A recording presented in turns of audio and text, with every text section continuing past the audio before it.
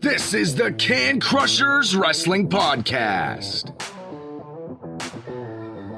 The following contest is scheduled for one fall.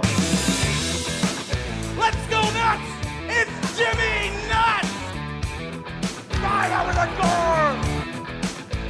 door! With your hosts, Mark Martinez. Because I'm the Mark and I'm awesome! The Guru.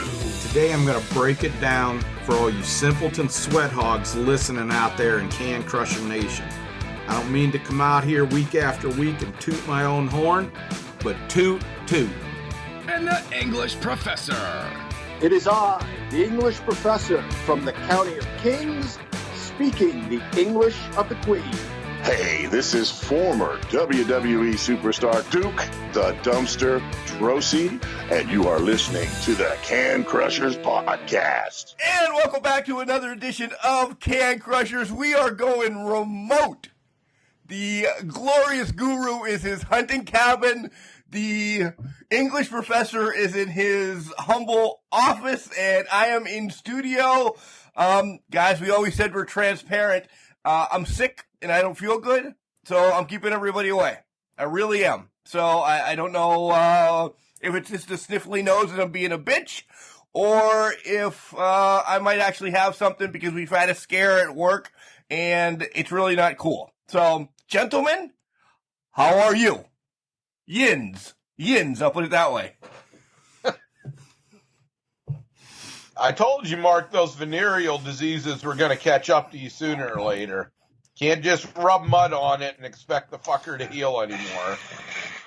Just walk it off. Walk it off. That's how I'm feeling after that show last night. We'll get there. That's going to be our most of the show. We'll do that in the second segment. We'll get Raw and SmackDown out of the way first. But English professor, no Drake's cakes to eat in our ear or ground coffee or anything? No, nothing like that. I thought about it, but no. Maybe during a break, I'll grind coffee in your ears. That'll be great. So how you guys... Let me ask this first, and I'll let you guys think about it. How was your week? Okay? I know you can answer that real quick. Remember last week when I was popping off about Kelly's not going to listen, this, that, and the other thing? Well, guess who fucking listens to the show last week in about 9 months? So now she knows that she gets her birthstone ring late Monday. She's like, I knew what my present was. I'm like, how did you know what your present was? Because, guys, if you don't remember, last night we celebrated our anniversary, which was Wednesday. So I legit only watched the AEW pay-per-view about 11 o'clock. I was up until like 3:30 or so watching it. So minimal sleep on sickness isn't really adding up. In Gatorade today is where we're at. But nonetheless, Kelly says, I know what you got me. How do you know? I haven't told anybody but the two jackasses on the podcast. Well, I listened to the podcast this week. Kelly, you haven't listened to the podcast in 9 months. What the hell? She's like, I don't know. I was just bored at work and figured I wanted to hear you jackasses what you have to say. So, it bit me in the ass. Yeah, see, this show is so over that you can't keep any secrets on here. None. Yeah. So, yeah, that was my week Monday. She kind of was hinting around. I'm like, she knows something. And then finally when she got it, last night, at dinner with my aunt and everything, she's like, yeah, I knew. Motherfucker, Can Crushers. And it's my fault. It's nobody else's but me. So I'm an idiot. You made the show what it is. You have to listen. She has to listen. And that's why she knows what she knows. Yeah. So she knew what her present was, which was a dead giveaway for you opening your mouth. You should have known she would have listened.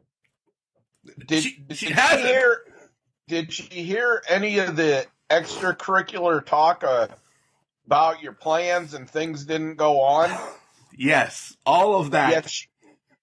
It's no wonder you're sick today. She poisoned your ass. No kidding. That's not a joke. I don't think I have a sickness, the corona or, the sniffles or anything. I think I have rat poisoning because she thought I was going to take advantage and, this, that, and the other. And nope. Hey, She poisoned you. Yeah. A couple of dots of clear nail polish in your drink or whatever. Yeah, you're going to be cleansed out for a while. What the hell is this clear nail polish thing? Do you watch any crime shows? Yeah, but I don't pay attention. Oh my God, that has been over everything from the original CSI and that. Clear nail polish or whatever causes like severe fucking diarrhea. Well, I don't have that yet. Keyword. I had it Monday night watching Raw, though. Nothing. Speaking of diarrhea, I don't know why I go back to this every once in a while. When Chan-Ho Park was with the Yankees in 2010, you can YouTube it. Just YouTube Chan-Ho Park, and it's the first thing that appears on YouTube is his interview where a reporter asks him, I'll never forget, he pitched one inning and gave up 3 runs, I think against the Red Sox. Then he came out another time in the series, pitched 3 scoreless innings against the Red Sox. And people were like, oh, what happened? And so this reporter asked him, and he was sick. But he kept telling the reporter that he had diarrhea, which maybe in Korea you can discuss, but here in the United States is a little taboo. It's hilarious. You can hear, who's the right fielder from Cleveland? Swisher. Yeah, Nick Swisher. You can hear Nick Swisher giggling like a 5-year-old child in the background, banging on his locker. And rumor has it, it was also Jobber Chamberlain was laughing with him. But Chan-Ho Park diarrhea. You're welcome. Enjoy. Wow. That took a shitty turn. Nice. How about a shitty flip? How about WrestleCade last year, not WrestleCade. The Crockett Cup, when we asked the Midnight Express, Rock and Roll Express, their most embarrassing matches. And of all people, first one to speak up was Stan Lane. He said, oh, easily. He said, I got a backflip and I hit just right and shit myself. Yep. White pants and had to finish match. Oh, God. Can you imagine? I guess that's more of a thing than people think. Like, it's got to be, You would think that's something you want to know. You're going to have, how many Broadways are there really? You don't get many of them. Most matches, 20 minutes tops. A pay-per-view, you could get a half an hour. Shit before you go out. You have 3 hours. I know it can come upon you at any time, but that's kind of something that you should pregame. I'm just thinking all right, I know my match is at 9:47, okay? So if I'm at the Alltel Arena or wherever the hell, and if I eat from 1 o'clock to 5 o'clock, anytime in there, I have that 4-hour buffer period to get my shit out. I mean, you can plan how you shit. Unless you get sick. If you get sick, I could run up in the middle of the show today while you guys are talking and just COVID my bathroom. I don't know, but you could eat Taco Bell. That's what I'm saying, though. You plan it that you're not eating Taco Bell at 8:30 before your match. Well, if you're traveling in the old days and stuff like that, on the road, you're going to eat when the hell you can. Maybe you eat Taco Bell or you have gas station sushi or something like that. And it hits you. We got to a match early one time and we talked to Jimmy Nuts and he was eating just a plain chicken breast and Brussels sprouts. Chad, I'm willing to bet guys back in the day were not eating a plain chicken breast and Brussels sprouts before the match. It's probably more along the lines of what you're saying. Can we talk about this week in wrestling now? Sure. What a shitty start. What a shitty start to the show. Nothing. I'm just trying to bad puns. All right, we're gonna lump Raw and SmackDown in this first segment and let the English professor. I don't know. You want to say like 5 things total from both shows? Can you get 5 things total from both shows? For Raw, I actually genuinely enjoyed Raw for the first time in a long time. I thought the women's tag team match for the titles, it was the tag team champions Nia Jax and Shayna Baszler. Shayna Baszler, thank you. I thought that was a very, very good match against Dana Brooke and my girl from New Jersey, whose dad is Italian and owns a deli in the Bronx that sells fresh mozzarella by the pound, Mandy Rose. So you and Otis are boys now? Sure, yeah. I thought this was a really good match. I really thought the titles were going to change hands. It was full of reversals, but a great title defense, and all 4 of these women really showed me something. I'm a big fan of Shayna Baszler, even though I couldn't remember her name, and Nia Jax. But I think I could see the other 2 women as tag team champions here sometime down the road. I like that team. Chad, do you have anything to say about this? Otherwise, no. You're eating. I really didn't watch much of Raw or SmackDown. Oh, good job. All right, so we'll fill this in real quick. John, I would think that Nia, Mandy, and Dana are going to be the next tag team champions at some point. When we keep getting this tease about Nia and Shayna being broken up or whatever, what other teams are there on, and I don't mean to be a dick, but what other teams are there on Raw? So I like Mandy by herself now that she's broken away from Otis. I was a huge Mandy fan when her and Sonya were absolution of being managed by Paige. So I just hated Mandy when she was with Otis. But yeah, overall, right. Jealousy. It's not jealousy whatsoever. Not whatsoever. I kind of like the Funhouse. I really did like the Funhouse where, it referred back to Randy and Alexa is really a part of the storyline this time. So those are my 2 standout things on Raw. Yeah. I like the Firefly Funhouse. I like the throwback to their previous feud. I like when feuds repeat a couple of years apart. I've always been a mark for that sort of thing. You go back to whatever, Roddy Piper and Paul Orndorff, where Piper left him at WrestleMania, and Orndorff's the good guy, and you fast forward 2 years, and now Orndorff's managed by Heenan because he turned on Hogan, and Piper's like crazy super babyface, and the roles have been reversed. I always enjoy stuff like that. So that's why I'm digging Randy Orton and The Fiend. I like the guitar in a pole match. I know these are the corny sorts of matches, but if you play it right, they're fun to watch. You have some offense. You try to get the nightstick, or you try to get the coal miner's glove, or you try to get the guitar in this case.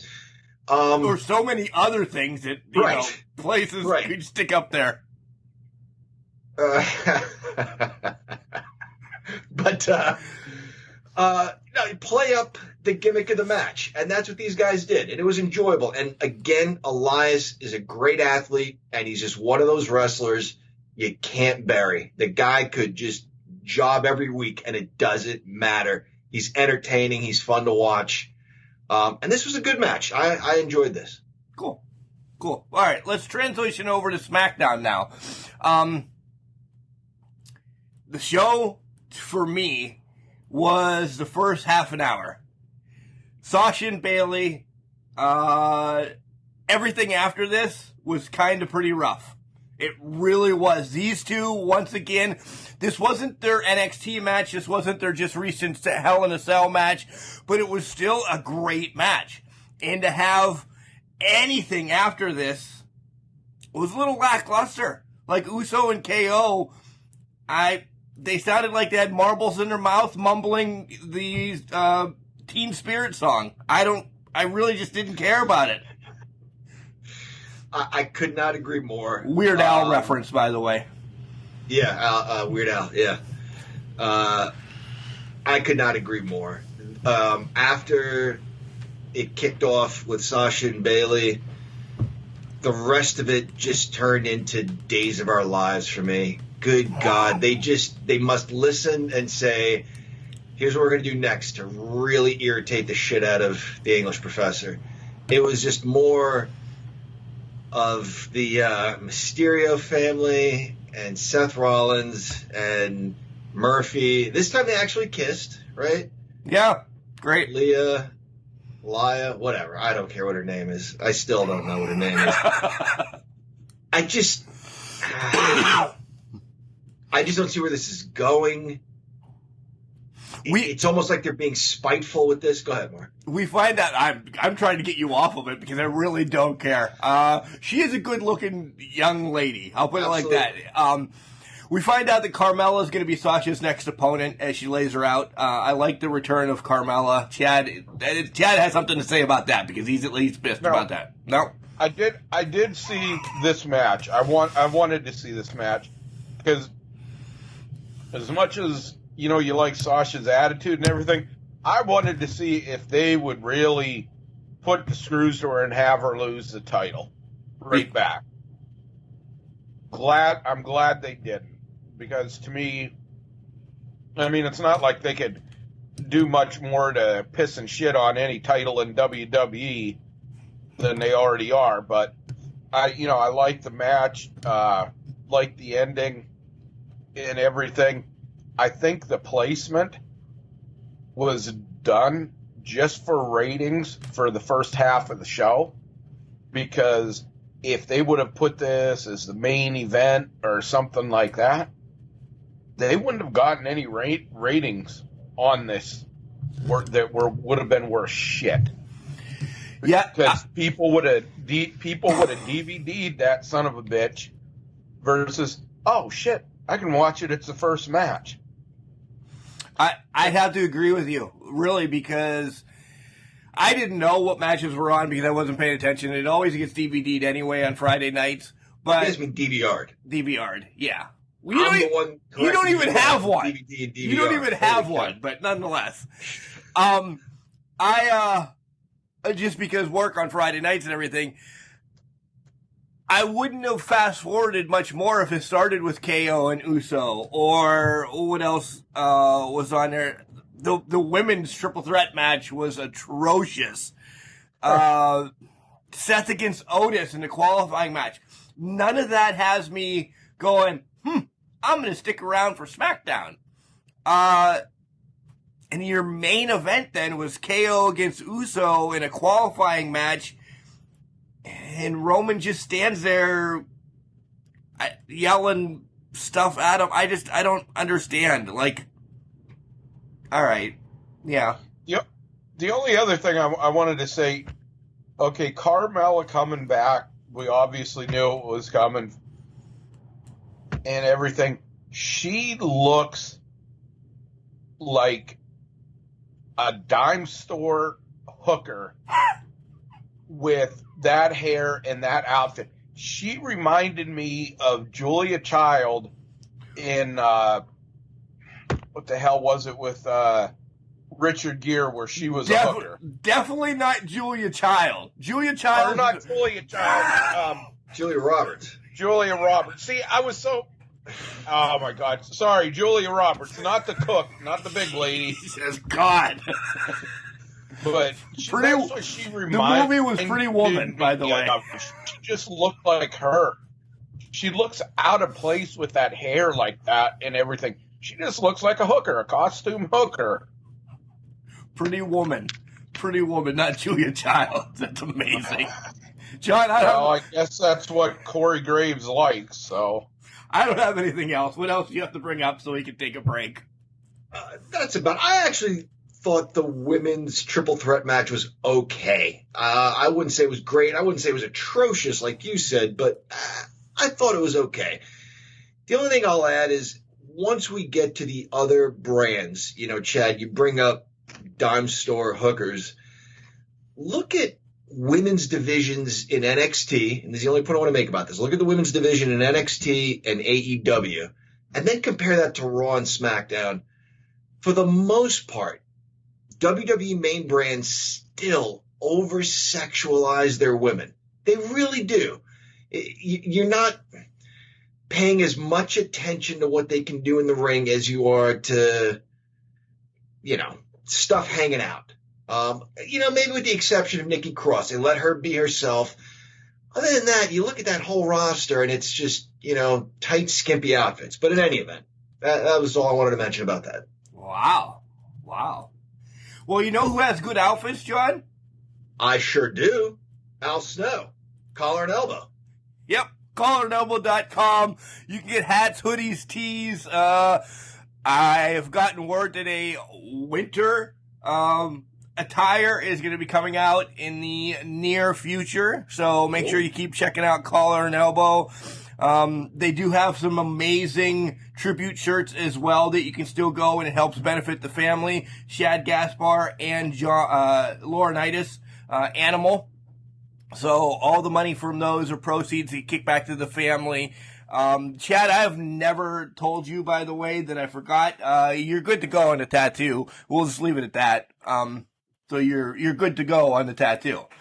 I was kind of wondering about that. I figured I'd probably meet his son as a road warrior before you'd get back to me on that shit. Well, Al Snow is, 912 years old. So he types like a rotary phone. I wouldn't doubt it. As we're talking about Al Snow, something we didn't cover a lot this year or at all. I mentioned it once or twice, and then I'll get back to Collar and Elbow. Yesterday was the second annual OVW Wrestling Combine. Had high hopes of actually getting down there and covering it and everything, but it was in June, and then the Corona moved it, and then, of course, it hit my anniversary weekend, so everything in life ends except for the anniversary. But hopefully we'll get back there again next year, cover the Combine again. That's a fun experience with OVW and Chad Miller and Al Snow, and then going out and having beverages and such like that. But Collar and Elbow, guys, hats, hoodies, tees, I mentioned all that. We have a promo code. It's called Can Crushers. All one word, capital C in Can, capital C in Crushers, and you'll get 10% off. We know everybody's favorite shirt. Mine's still the Macho Man shirt. John, what is yours? Mine is the Shad Gaspard shirt. But speaking of the Macho Man shirt, did you notice, was that a Collar and Elbow shirt that Excalibur was wearing? It looked a little different than the one you and I have, Mark. The Macho Man shirt. It was not. It said sweet. It said sweet on it. It wasn't the head and it wasn't. Yeah. So it wasn't I knew it wasn't as cool as the one you and I have. Right. Yeah. Chad. Plus it's Excalibur. Plus it's Excalibur. Chad, your favorite Collar and Elbow shirt?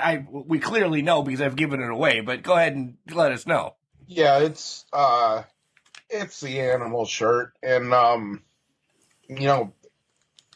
don't think between his and Shad Gaspar's that there's any better shirts. Just the father side of me and what Animal did for Vinny, and then obviously what Shad did to save his son's life.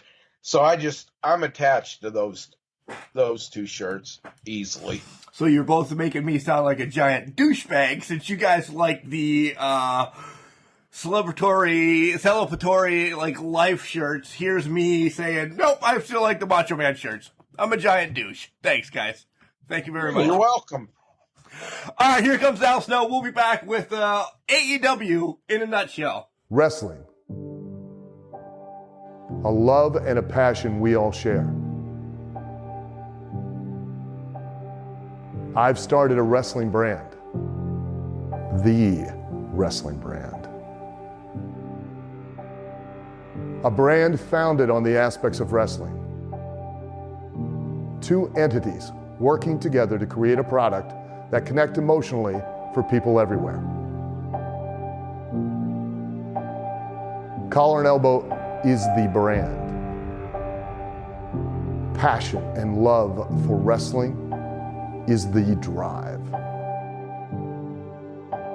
I am Al Snow, and this is Collar and Elbow, the wrestling brand.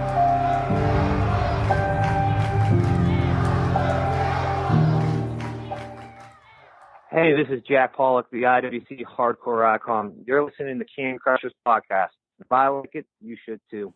Welcome back to Can Crushers. It is I, the English Professor, joined by Chad, the Glorious Guru, and your host, Mark Martinez. Guys, let's talk quickly about AEW Dynamite's go-home show before their pay-per-view Full Gear.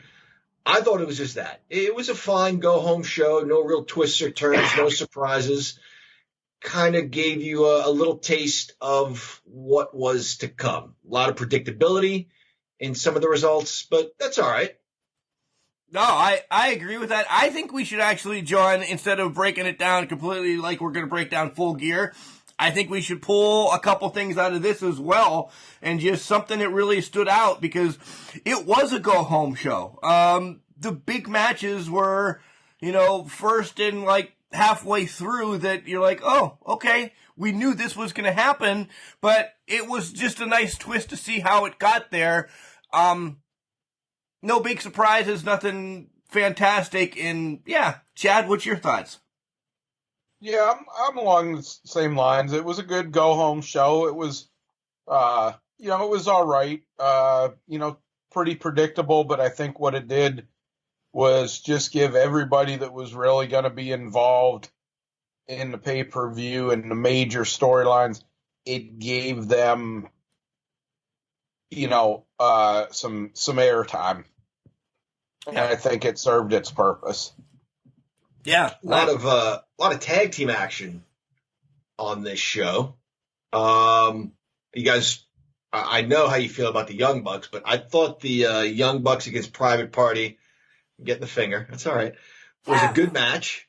Made sense. Prelude to what's coming, by the way. Yeah, and predictable. I would have found it hard to believe the number one contenders going into a title match on a pay-per-view are going to lose 3 or 4 days before the pay-per-view.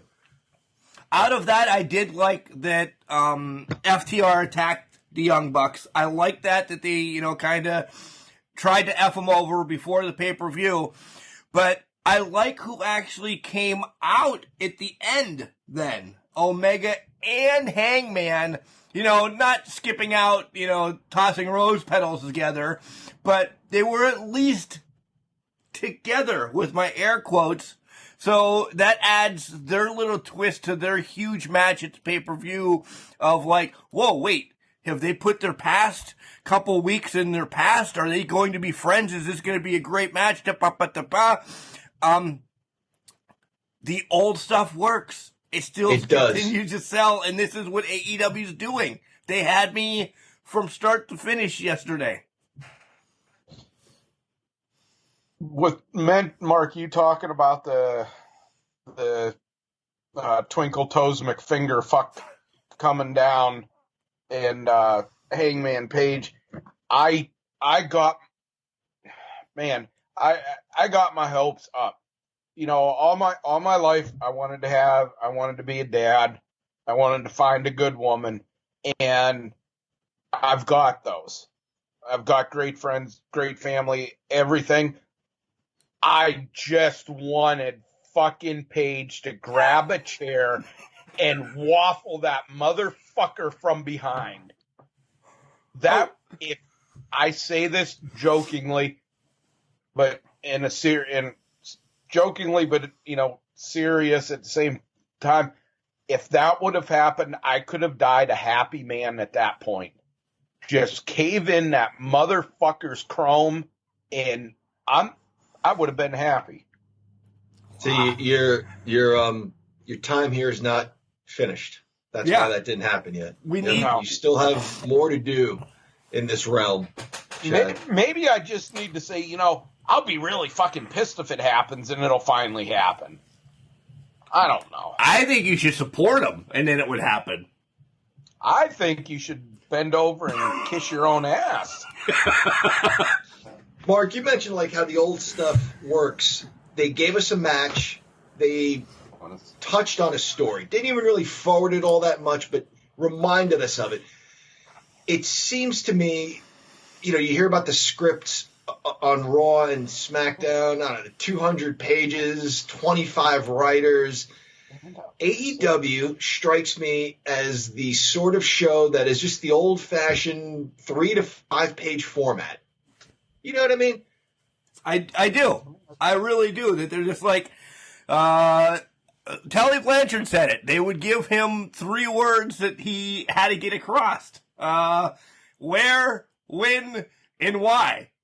I'm going to fight you, Magnum TA, in Charlotte at 7:35 at the Omni. I just made everything up. And guess what happened?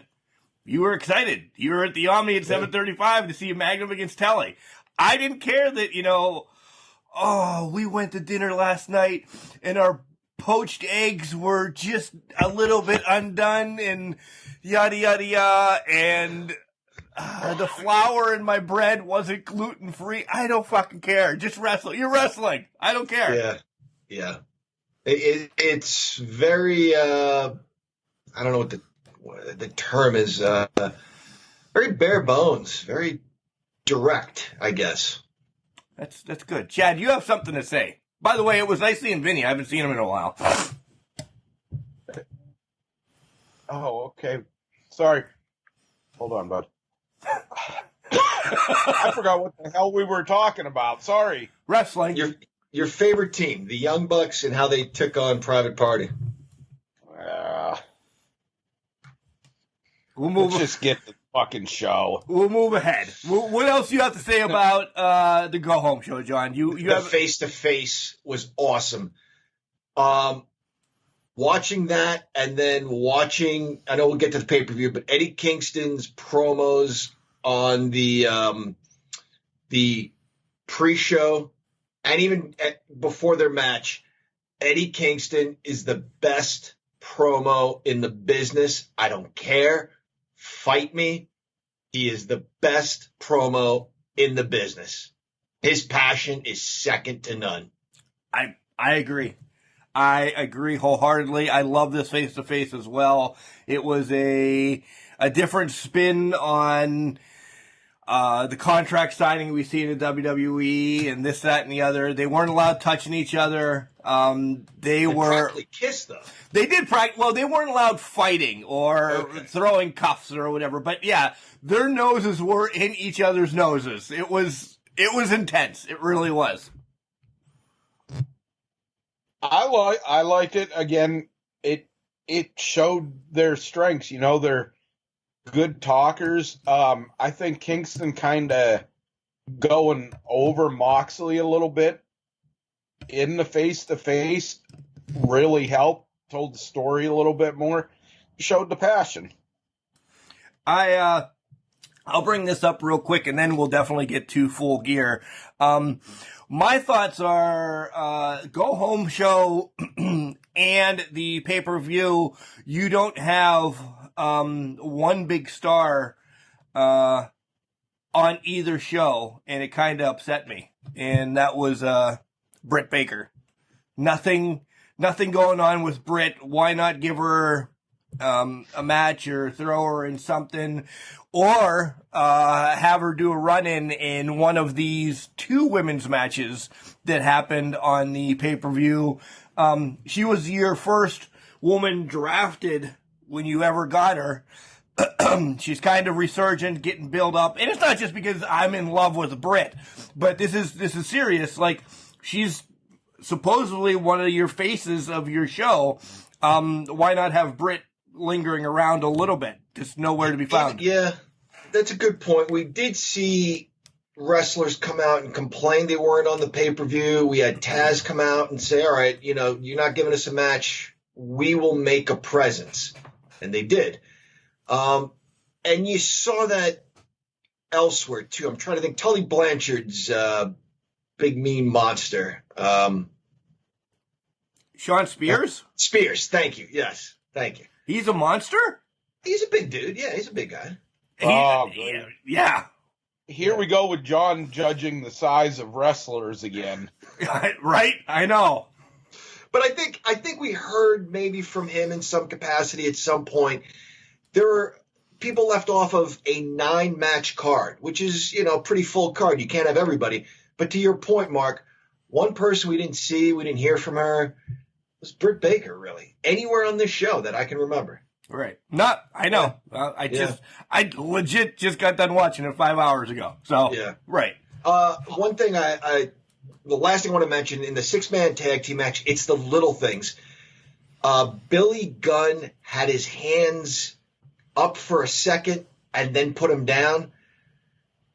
That was almost a crotch chop, it was almost a suck it, but he didn't quite do it. My son noticed that. There's a thing in professional wrestling, and I don't know what it is. It's just in our DNA, I guess. We know you're not supposed to mention the competition, and if you do, you mention it so subtly, or you take a shot at them. But I never told him, hey, WCW never mentioned WWF, or WWF never mentioned the AWA.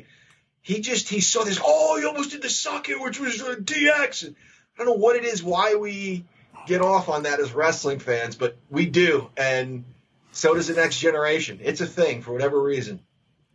Chad, what do you have to say? Then we'll get to the pay-per-view.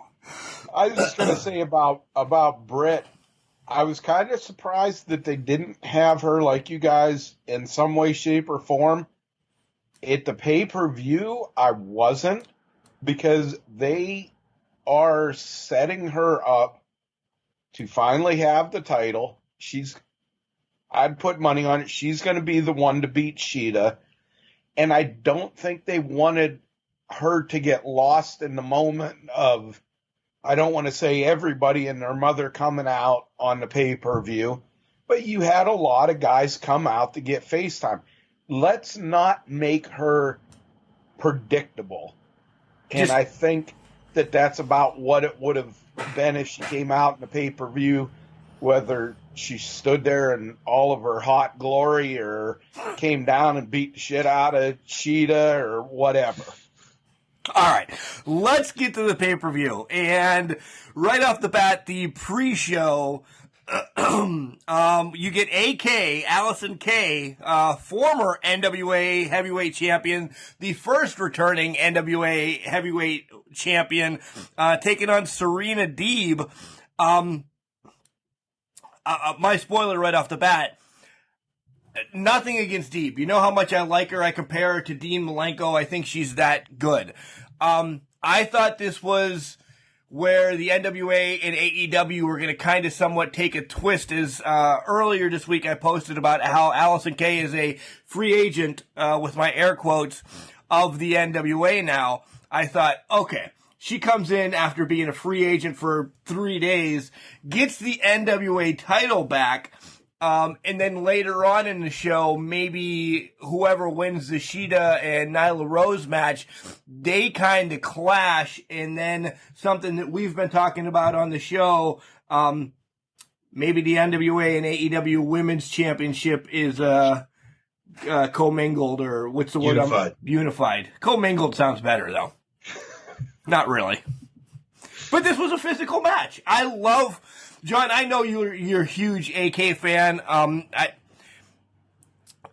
After all of that I just said, I'm glad that Deeb took it and retained, because I really do like her. I like seeing a woman that can manipulate other women, not the way that women... No, I'm kidding. Joint manipulation. Right. Right. Go ahead. Let me try to save this show. This was the perfect kickoff match. It was a title match. It was at least one woman who's not really known to the AEW audience. If you didn't watch NWA, you wouldn't really know who Allison Kay is, I suppose. I am a huge fan of hers. I thought this was an awesome match. I loved the chain wrestling, the technical wrestling at the beginning. I liked Allison Kay using her size and strength and power moves.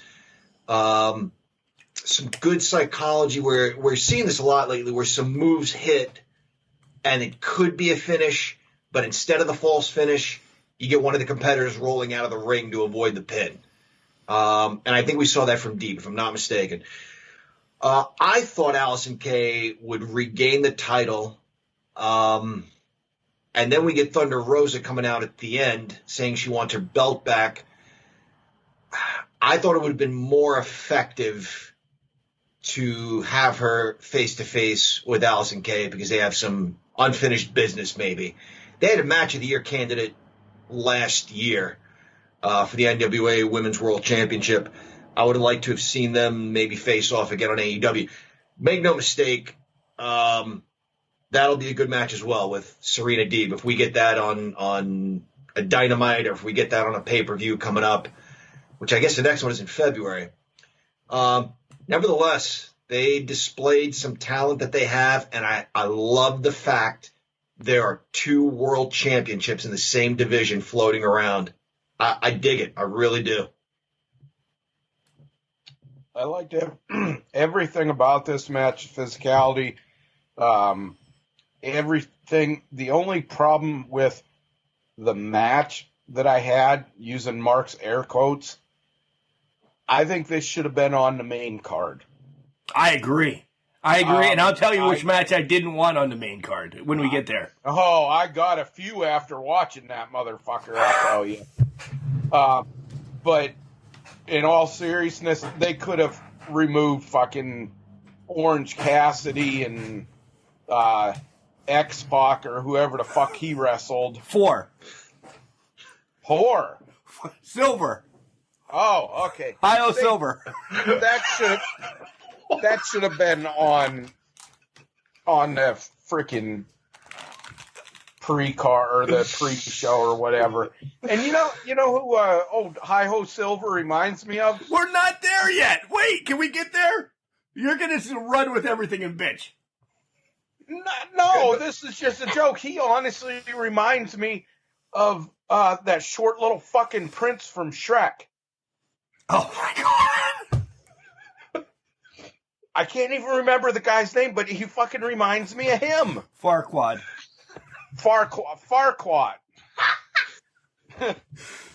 Was that Vinny laughing? Yeah. Oh my God. Yeah. All right. So the main show starts, and right off the bat, we get Kenny Omega, which here we go again, taking on Adam Hangman Page, and Hangman, Omega wants to shake hands. Hangman has nothing to do with it. Fast action to start. I think Hangman does the best fall-away slam out there right now. I really do. It's unbelievable. I compare it to Razor's, who I think actually Razor is the best one out there ever. The shit Bill Collier's? Bill Collier's is great too. This is a good one. Sorry, go ahead. The shit that they were doing was mind-blowing. I'm like, oh my God, somebody is going to get decapitated or die or something in this ring. And we predicted it. Everybody will get their say. We predicted it. We kind of knew Omega would take the win, and it was a good match. It was really a good match, Chad. As much as you hate this son of a bitch, this was a hell of a way to really start the pay-per-view off. If you didn't watch the pre-show, holy balls, this was great. It was a good match. Yes, I hate Twinkle Toes McFinger Bang Fuck. One time, I want you to call him his name. One time. Yeah, that ain't gonna happen. As much as I dislike him, I gotta say this about the match. I've never been impressed with his matches, and I've always felt that who he wrestles makes him look better than he really is. And I really think this was the case here. It was a good match. Don't get me wrong. You know, we knew that he was going to win, unfortunately, but just watching it more closely, I think Adam Page came out the bigger winner in this than Twinkle Toes did. That's a fair assessment. I'm not a huge fan of Kenny Omega, and I certainly was a fan of this match. I love the story they told of how well they know each other, not just in reversals, but in avoiding moves. Like right off the bat, Omega sends Page into the ropes, goes for a drop kick. Page holds the ropes because he knows the drop kick is one of his things. Well, boom, he misses a drop kick, lands on his back, sits up, wasting no time at all. Hangman flies in with like that basement lariat. Well, Omega knows that's what he does. So he just like drops on his back and he misses the lariat and then they're back up to a neutral position. There was a lot of that going on early on where you think to yourself, these guys were a team. And even though they weren't great friends, and because the montage before that did a really good job in showing that. Speaking of which, I love that they played this first on. We didn't talk about this because I rushed you guys through Dynamite. They played this first on Dynamite, and it's a Cinderella story, Cinderella song. You don't know what you got until it's gone. I love that. I marked out Wednesday, and I forgot because. One, I'm sick, and two, I don't have the memory of a peanut. I marked out again last night when they played it again. I'm like, oh my God, I love this song. I wish I had the hairband and everything. Yeah, I love that they did this. All right, go ahead. And that's the song playing when Randy the Ram Robinson gets in his van after having just wrestled I don't know where, and it's freezing cold, and he's got the sniffles. Oh my God, that's such a good movie. And that song is now after The Wrestler and after AEW Full Gear, that song is now synonymous with wrestling. Yeah. Oh, yeah. I laughed too hard at it. When I heard that, I was like, when they started queuing it up, I was like, oh my God, are you serious? It's amazing. I was half expecting fucking Kane and Daniel Bryan and their therapist to come out and start talking to them. And then have to hug. But you look at like the conversations they were having, like Kenny Omega getting animated with him in this montage. You've seen that in a football game on the sidelines. They're not fighting, but they're yelling and they're trying to get their shit straight because they need a game plan. You saw that with these guys, and so you would imagine they've shared game plans, they've shared moves and ideas.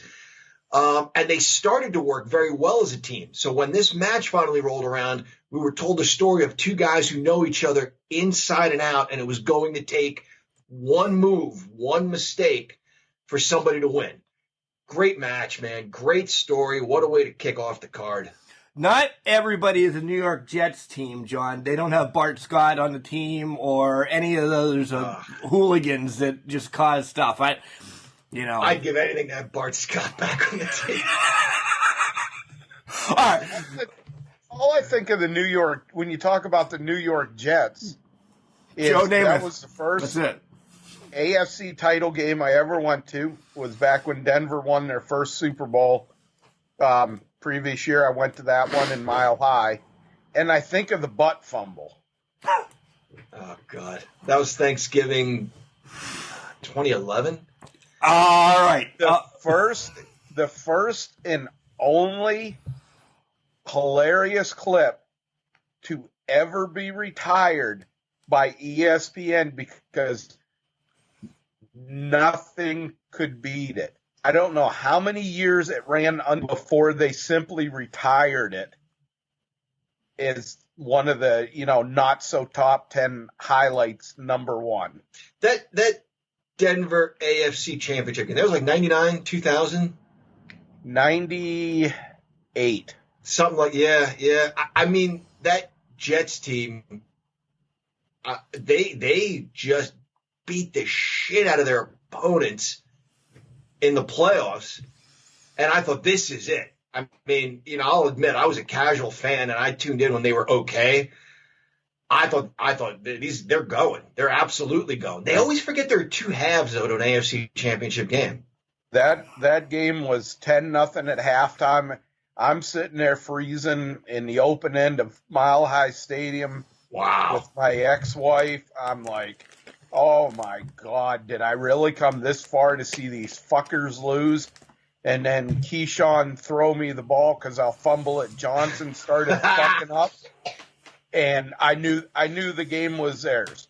As soon as he started fucking up, I was like, yeah, this is done. And I think the final was 27-13 or something like that.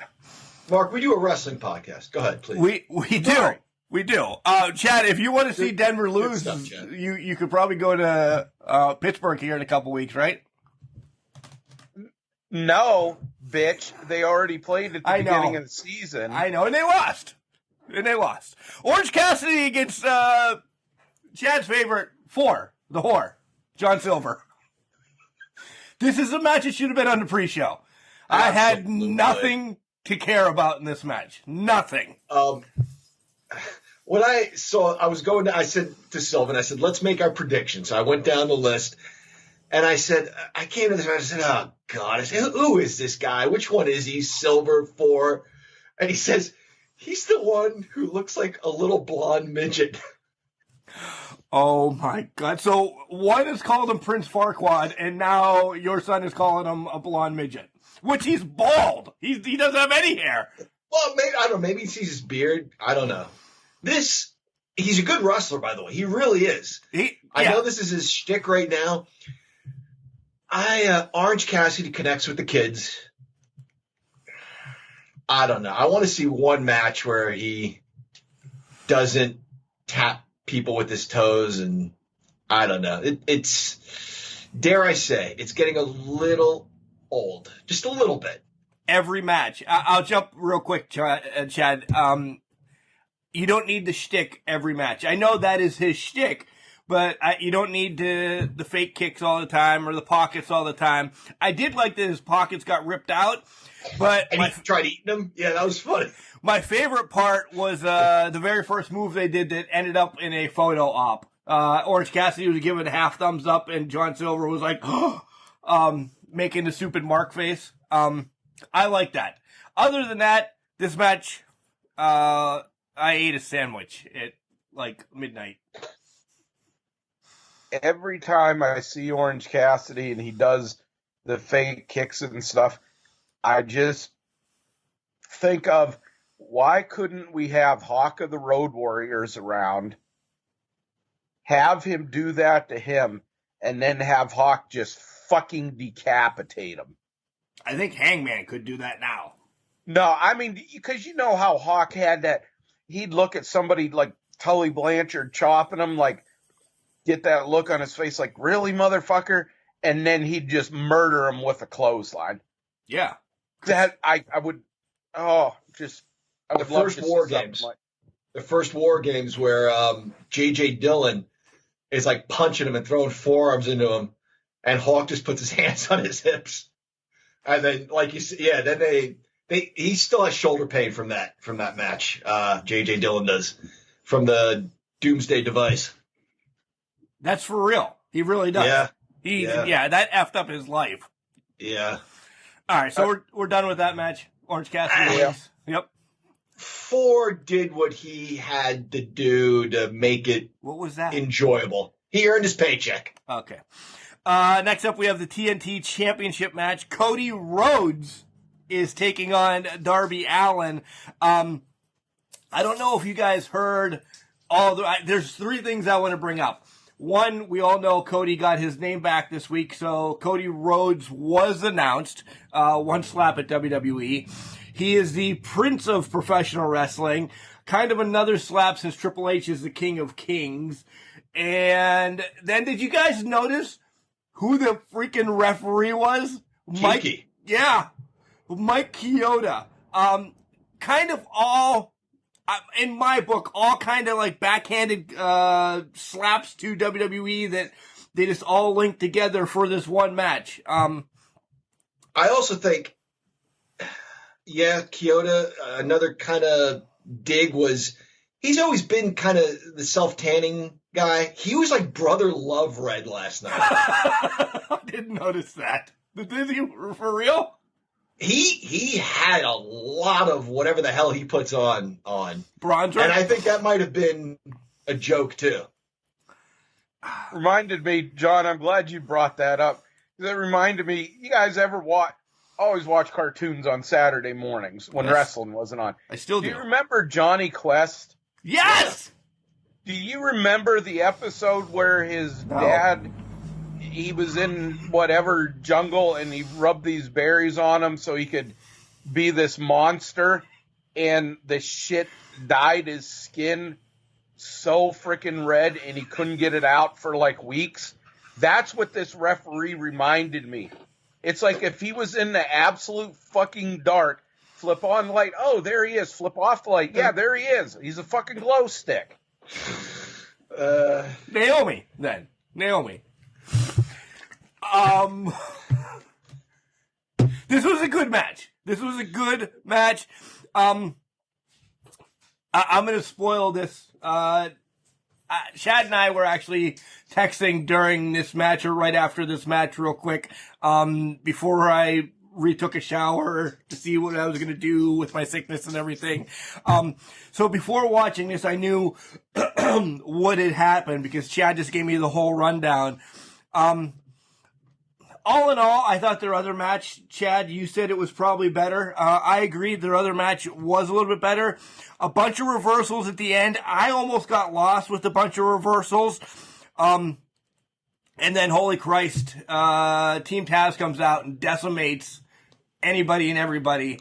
And then Chad wasn't sure, but then when I watched it later on, was that Will Hobbs? They still didn't say if that was Will Hobbs running around with a chair or not, but I would think it was Will Hobbs because he kind of has a partnership with all of them, whatever. But I'm shocked on this. I really am shocked on this to see that Darby got it. But I will throw this to both of you, and then one of you can jump with it. Does Cody really need a title? I don't think he does. I think, unlike some other fucking people in that place, we're not there yet. I think Cody is one of these ones that wants to develop the younger talent. He's like his dad was as far as his, the writing and everything like that. I just don't think he needs. I don't think he's one of these ones that doesn't need a title. He wants a promotion. He doesn't have to put his face on the promotion to put his stamp on the promotion.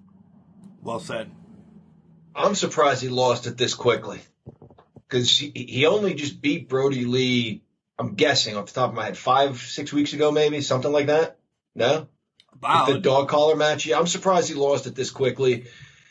I have an audience of one, and that's my 10-year-old son who watches this with me. I mentioned Orange Cassidy being over with him. Darby Allin is over with him. And I would imagine he's over with a lot of kids who watch it. And I think I've said this on the show before, whereas a WWE brand would have some guy run to the ring with his skateboard under his arm to try to make us believe he skateboards. This guy skateboards to the ring. The fact that did he forget his keys or does he hotwire his own car? He smashes I don't know the window to his car with his skateboard to get in it. But it's awesome. How badly would you want to just smash a window when you were a kid for no reason? So he's definitely over. I thought the match was really good. Again, like Chad said, or like you said, Mark, there were a lot of reversals. Cody sold this as being completely in control, so it worked as an old school match in that regard. One guy is dominating the whole match. Except the beginning, because Arn had to give him advice, and I actually wrote this down. Arn, had the Bill Belichick playbook, and he's like, "You're a bigger guy. Use your strength. Stop fucking around." I don't think he said fucking, but he said shitting around. He did swear of some sort, but of course fucking around sounds better. He's like, take control of this match instead of trying to run with them. He'd never catch up with them. So that was and just as I was typing that, Tony's like, well, did you hear Arn? Did you hear Arn? I'm like, yeah. See, did you hear Arn? I mean, they made a point for us to hear Arn. So it was a major spot in the, not a major, but a spot in the match. He has been so good in that role, Arn Anderson. He's been so good.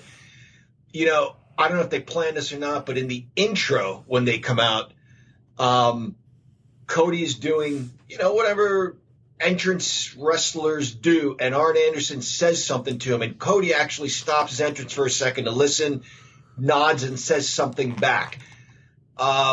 Again, it's just those little elements of reality, you know, just those little tidbits where it's a peek behind the curtain, but is it really a peek behind the curtain? Is it part of the show?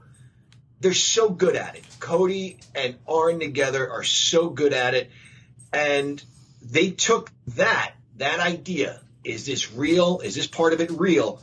All the way through this match, because they made me believe the end of the match was a botch. When is the last time you saw 3 or 4 pins reversed and it ends on one of those? I couldn't tell you. It was a thing way back when, but I couldn't tell you the last time it happened. It worked out beautifully for this match. Absolutely love the match. I mean, you guys said everything. I don't think I could say much more. The pin attempt, I think that was a fitting way to really end this match because it just came out of nowhere. You didn't expect it. I was like, what the fuck did I miss something? Did my feed glitch? You know, what the hell? But, you know, great match. And, John, I got to laugh at your analogy a few minutes ago about WWE would, you know, stick a skateboard underneath his arm. That reminded me of good old Johnny Ace and the Dynamic Dudes. That was WCW. That was WCW. Yeah. But, yeah, it was WCW, but I agree. Only one guy could fucking skateboard, but they had to make sure the other guy had a skateboard and walk that son of a bitch down to the ring like taking a dog for a fucking walk every time. Out of us three, who do you think can skateboard the best? Oh, boy. I'm going to give my vote to John because he can't walk and chew gum at the same time, so it's definitely not going to be. I'm going to win this. And I'm not saying I'm not saying I'm Tony Hawk. I just mean keep our balance on it and just kind of like ride down a really nicely paved highway or something. Nothing in Pennsylvania. But, yeah. Highway is probably not a good place to be skateboarding. Well, not. All right, jackass. All right. Next matchup is Nyla Rose against Kushida. No, not Kushida. Jesus. That would be Hikaru Shida. Yeah. Hikaru Shida. This didn't do anything for me. And I like Shida.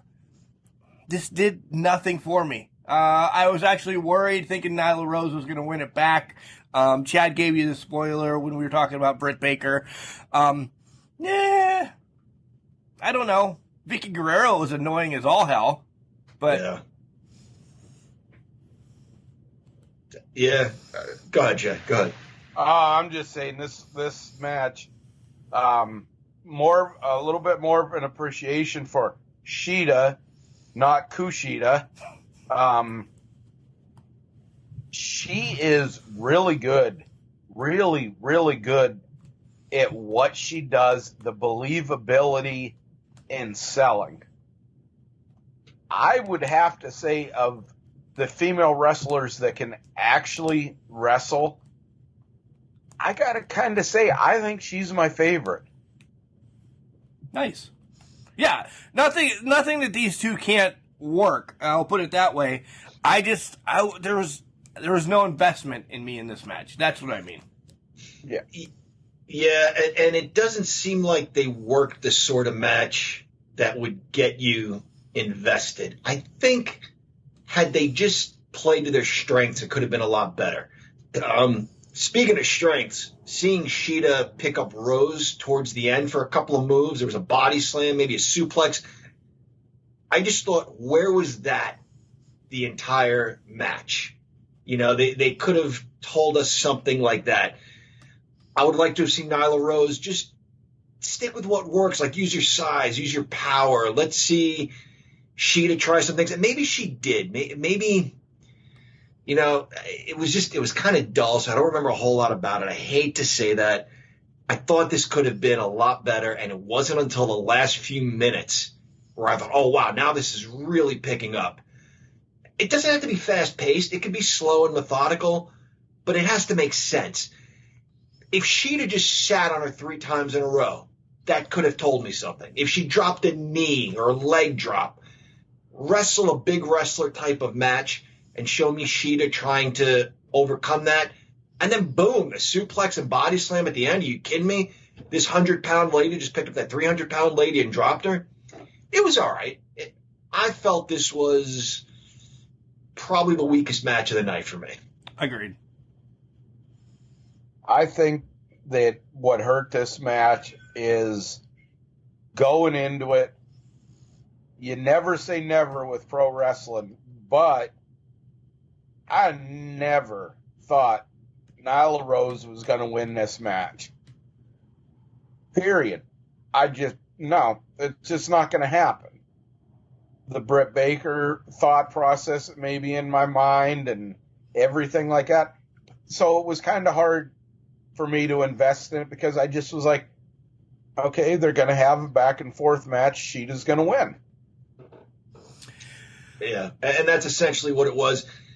Just one other quick thing. I think initially Sheeta tried to work the leg, and then there was a bit of a twist where Rose worked on the leg.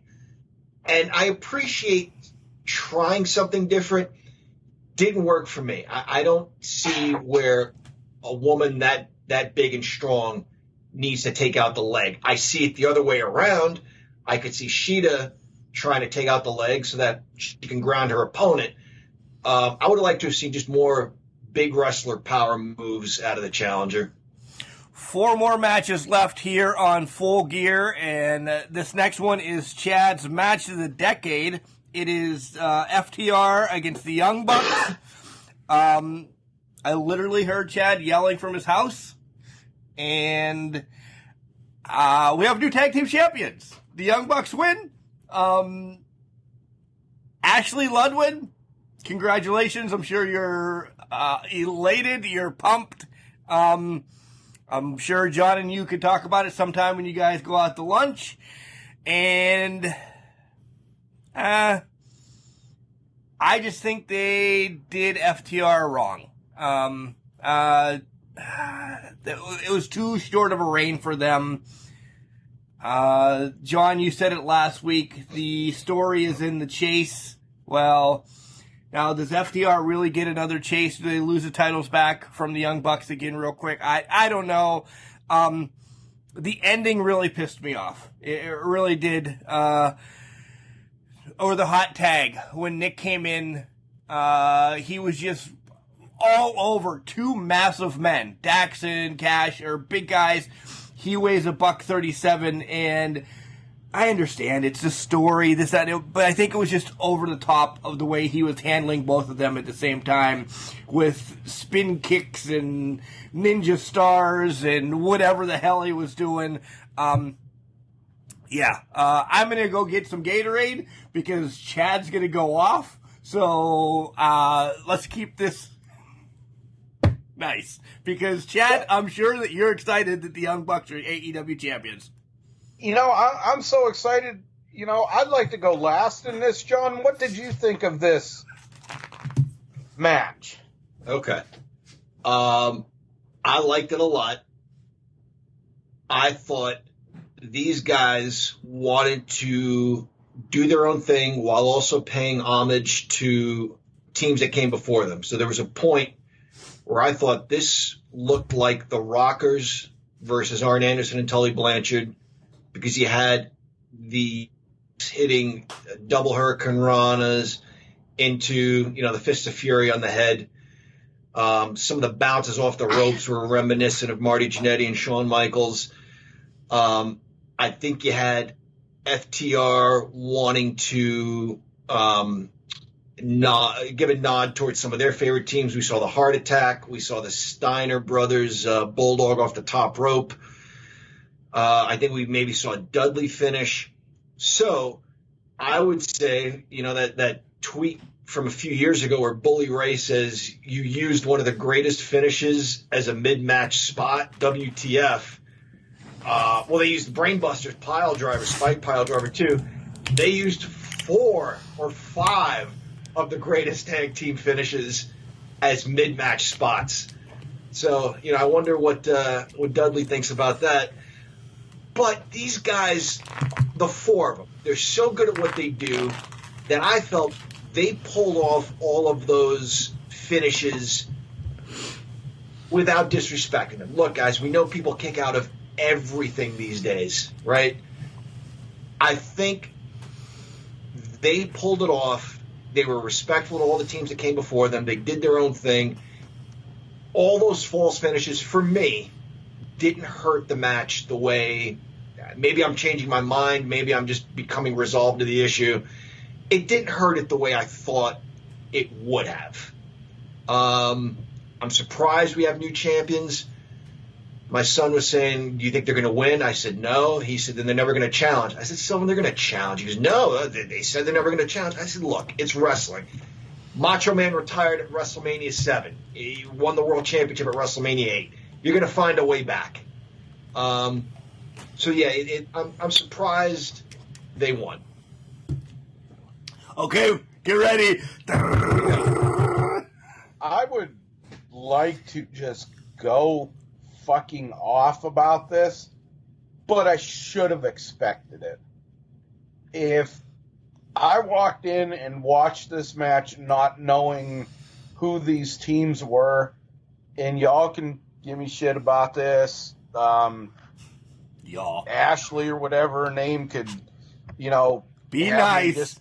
Be nice. She's a nice girl. She could, have a write-in vote and have me disbarred from Can Crushers or something. But this match was exactly like the one I talked about earlier with Omega and Page, to where this showed how great FTR is and will be by carrying those no-talent circus fucking midgets to a match like this. They had to give Bart and Gunn, the Young Bucks, their flippy, spinny bullshit, 160-pound guy's going to take on 2 of the meanest son of a bitches and just school them. He's got a legitimate ankle injury, and he's going to, be putting the guy in the Boston Crab and holding him there for, 2.5 hours until his ankle finally gives out. I fucking hate the Young Bucks. Outside of curing cancer and everything like that, I hate them. I don't like this match. Absolutely buried and ended any momentum, any investment in FTR in AEW. And like I said to Mark, I pulled this up. I said this to him last night. I said, this absolutely fucking buries FTR. Stick a fork in them. They're done. They might as well go back to WWE and job for the Reformed Spirit Squad or Lana and Nat. And what did I write back? LOL. LOL. I did because I didn't. I heard you bitching from your house. I didn't see the match yet, so I didn't know what was going on that really set you over the edge. Where John said about both teams respectful and everything like that. I love FTR. Yeah, I hate the Young Bucks. But comparing, and not saying you, John, but comparing the Young Bucks to teams of the past, Rock and Roll Express, Midnight Express, anybody along that lines, is a disservice to those teams, because the Young Bucks, all they do is flippy floppy shit. I knew it was coming with all these kickouts. I was just hoping something weird would happen and this match would end screwy.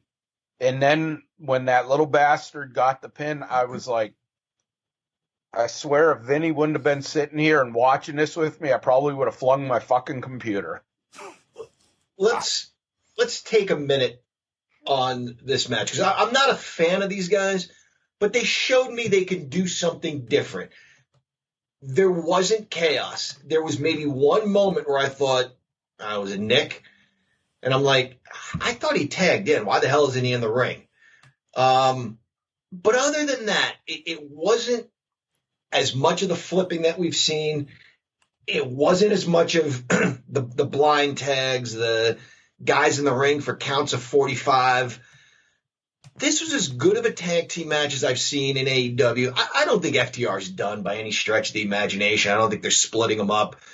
I think this story continues. I think at some point they win the championship back. You know, you said this. I know I listen to a lot of Jim Cornette. He finds it hard to believe when somebody that size can fight somebody else that size. But, you know, if Ricky Morton got the hot tag and jumped in and went after, I don't know, the Russians, Warlord and Barbarian. All right. Or if Shawn Michaels got the tag and jumped in and was able and took on Demolition, you know, he whipped Smash into Crush. I mean, come on, those guys are 300 pounds, and Shawn Michaels is handling them. It's always been a thing. It's not new. The hot tag, and the hot tag wasn't always to Andre the Giant to come in and clean house. Sometimes it was to Jimmy Snuka to do some flippy stuff. Yeah, I know. I agree. I would have liked a longer story with these guys. I agree. I know the story has been since FTR has made their impact in Dynamite, because they've been setting it up for a long time, but this was their first match. I would have liked another match. I think the story of them challenging right off the bat, saying if we don't win the titles now and we'll never, give us 2 matches, give us 3, you know, a series always makes better. Agreed. Do we get a rematch, because they do get a rematch in their clause, and is Telly able to be there, and is Telly going to be the reason why they win it back? And this is another beef that I have with the young fucks. What is their vice president of midget wrestling in AEW or whatever the fuck their title is? So angry.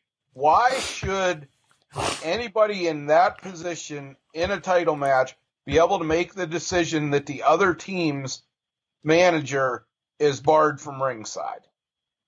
This is just a story just to piss you off, and is it working? It's a good thing, but it's just like Tully should have been allowed to be there. He's never interfered. Holy shit! Guess what's running down my wall? Bullshit. Have they been disqualified? Has he been caught? He has never interfered. But no, we're going to ban him, and all right. Fuck Young Bucks. All right, let's move on, because we can, apparently we're going to agree to disagree on that, and whatever. Before we get to the next match, I have a quick question for both of you. What is your least favorite match in wrestling history? You guys know the blacktop over-the-road 18-wheeler match I despise. So that would be mine. What is yours? Probably Hacksaw Jim Duggan versus Ming in a kung fu battle or whatever that was supposed to be. Chad, what is yours? This one is a couple of matches just lapped in to when guys like David Arquette and fucking Vince Russo got the world titles. Okay. Matt Hardy and Sammy Guevara now take us over that list for me. I fucking hated everything about this. Everything about this. Yeah. That I had to sit through it. You're shooting fireworks at each other. I did like seeing Gangrel and Hurricane Helms there. Whatever. We've seen the reincarnation. This was an Impact match. This is exactly what they did in Impact, TNA or whatever the hell it's called. And my one thing I have to say about this, Sammy Guevara bled so much after getting speared or whatever the hell out of the ring. Why were his brains not on the ground next to that 5-gallon puddle of blood? And then the next shot, guys, you're better than this. This is where the communication comes out. You're better than this. You showed the back of his head where there is no cut and the blood is not dripping anymore. That's all I gotta say. This was absolutely horrible. I could have given two shits that the other Inner Circle people were there. Private Party, just atrocious. Atrocious. Worse than the Money in the Bank match. I didn't recognize who the fuck Gangrel was until they said who he was. I was like, who is the big fat dude with very little teeth and long stringy hair? I know a lot of people like that, but that was Gangrel. And then Hurricane, I always like seeing him. He's a good guy. Nothing against him. Yeah, this match, this was bad. Too much talent between both of them to have something stupid like this. And what the heck? When is, if anybody in the history of pro wrestling is going to snap because of a losing streak and shit like that, when the fuck is Sammy Guevara going to go batshit Sting black and white crazy with the fucking crow on his shoulder up in the rafters and shit? Soon. John? I hated this. Once I was willing to give it a shot when I saw Sammy drive in and he ran over a toy car. I was like, okay, this could be funny. Once Matt Hardy went Terminator with, that we saw through his eyes what he was seeing, to deactivate cart. It's like, you know what? Let me know what happened, Sylvan. I went in the kitchen. I made a sandwich. I took my time, toasted the bread, spread the mayonnaise, squirted the mustard, a couple pieces of Swiss, a couple pieces of turkey, a couple pieces of ham. Went ham and turkey this time, Mark. Wow. Some tomatoes, had lettuce, used spinach leaves instead. I love spinach leaves. Me too, yeah.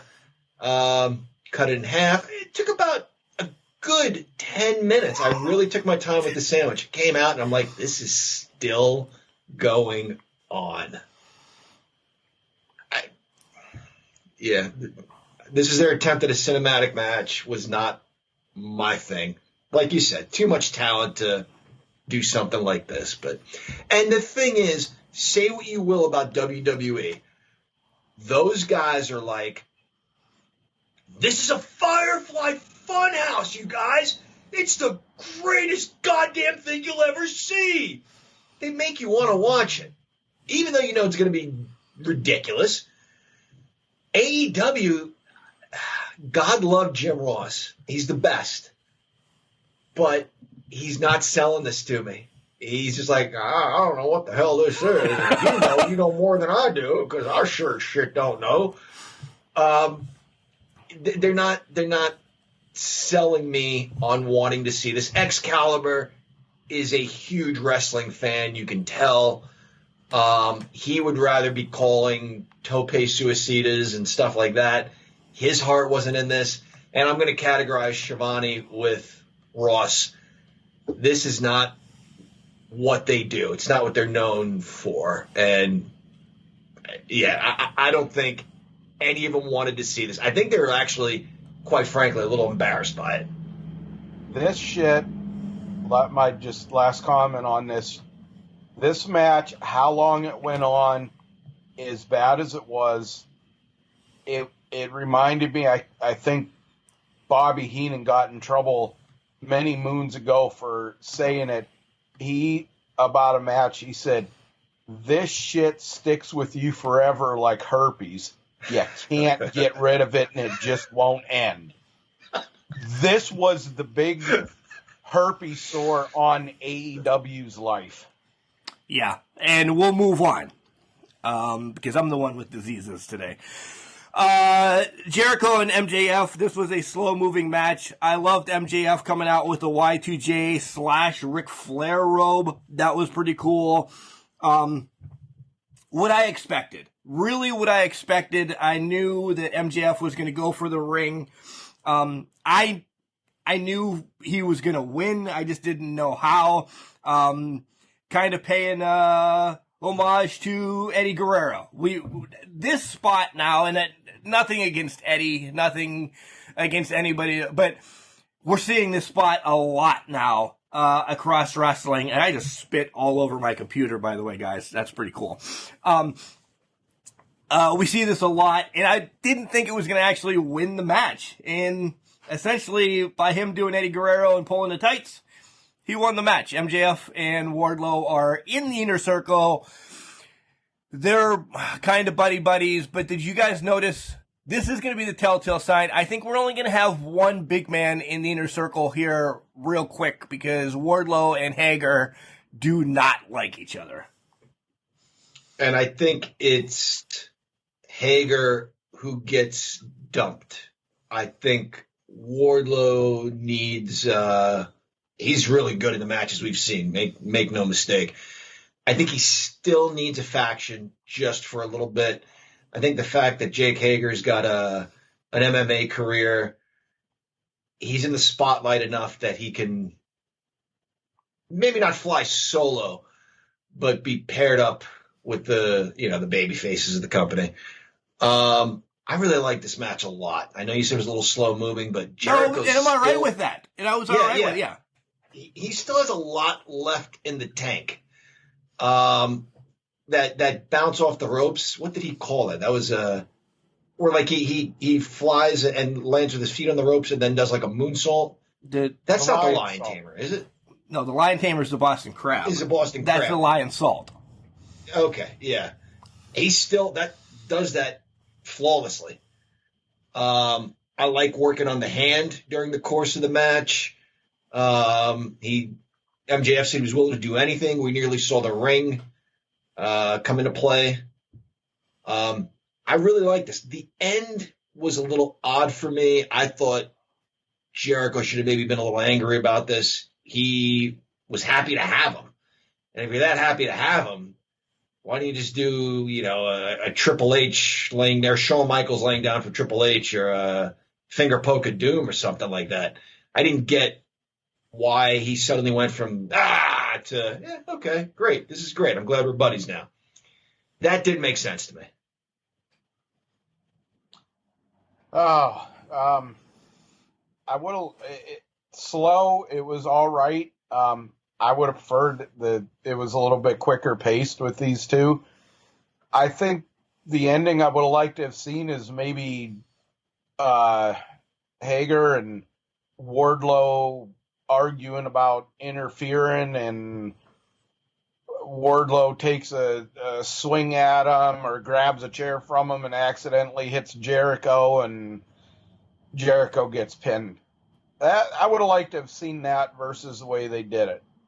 I don't think that Hager is going to be the one to be booted because they've been playing the dissension thing between MJF and between Wardlow, and Jericho's going to end up saying, hey, Hager's been here the whole fucking time. Your guy needs to play Jey Uso and fall in line between the tribal god or get out.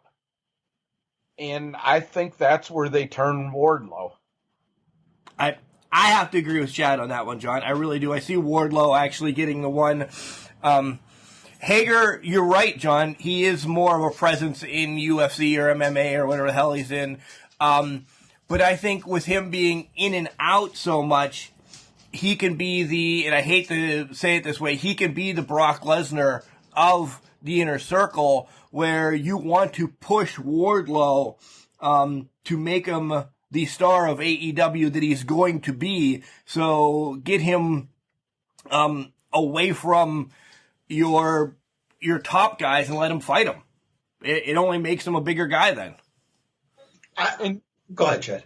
Oh, I was just going to say, and that if, Jericho says to MJF, hey, Hager's in here, you need to figure out what the hell to do with your boy.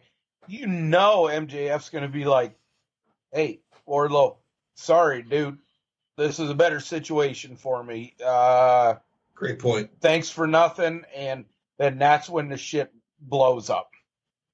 Yeah, that's a really good point. The only thing I'll say about AEW in general is they take their time with things, and that's good. There are times I wish they would speed up a story a little bit. For some reason, watching this last night, I thought of Shawn Michaels and Diesel. They won the tag team championship at a house show on a Saturday night. Diesel loses the Intercontinental title the next night at SummerSlam to Razor because Shawn Michaels accidentally kicked Diesel in the face. They just won the belts, and now they're fighting among themselves.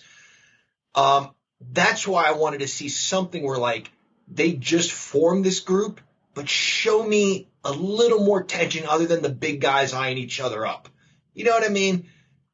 Jericho not accepting this so graciously. Or, I don't know, the big guys go to get out of the ring at the same time and bump into each other. Just something more to really push this forward, to make me want to tune in Wednesday night. Because right now, well, this is over and done.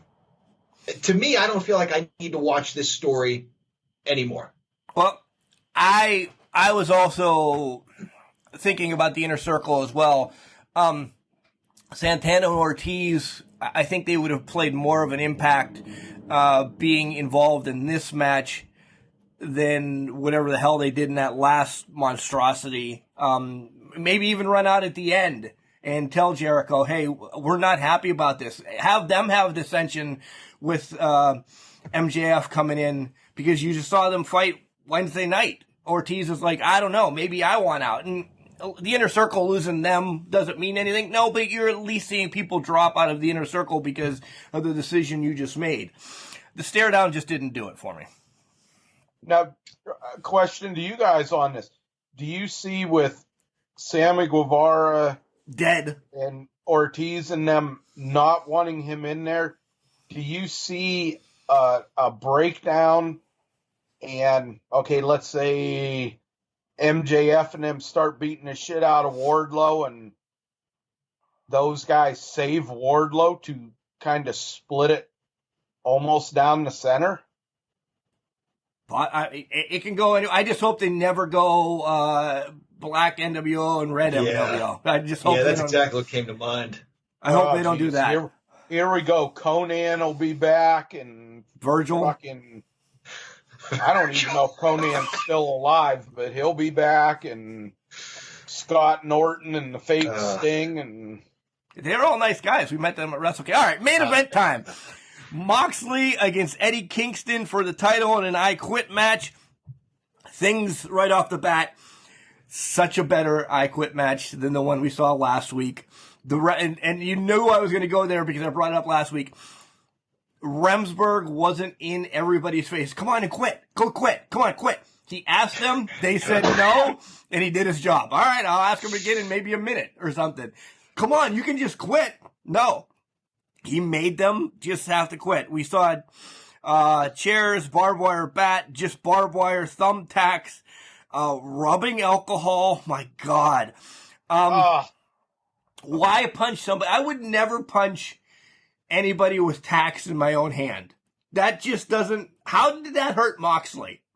How did that hurt Moxley at all? That he just... Eddie grabbed tacks, punches him. I don't know. It had to have been a foreign object or something, right? It loads your fist, but the thumbtacks are just going to stab you in the hand. Right. I thought that he was going to put him in his mouth and super kick him. So did I. That would have been... I can't remember where I seen that before. That was some badass shit. Yeah. And you're talking about the referee and not, fucking running the... quit. I quit. Did you see when he was asking Eddie Kingston about quitting, and Eddie Kingston full arm up with the middle finger right in his face? Yep. And the ref slapped it away. I was laughing when that happened. I was like, that's the way to get rid of an annoying fucking ref. I agree. I was fully invested. Moxley keeps the title. When he wrapped his arm in barbed wire and then put that choke on, I was crying with Eddie. Eddie's face just looked like his life was just coming to an end. His life was going to be over. You saw the sadness in his eyes that he can't beat Moxley, and he had him mumble those words, "I quit." My heart broke for Eddie Kingston. They told what they wanted to tell, and I was all in. I have learned when there's a pay-per-view to turn my phone off at night, knowing that, you know, Mark is going to watch it off hours. And it's a good thing I did, because at some point during the course of the night, I got a text about how what you just said, you felt badly for him or it broke your heart or something.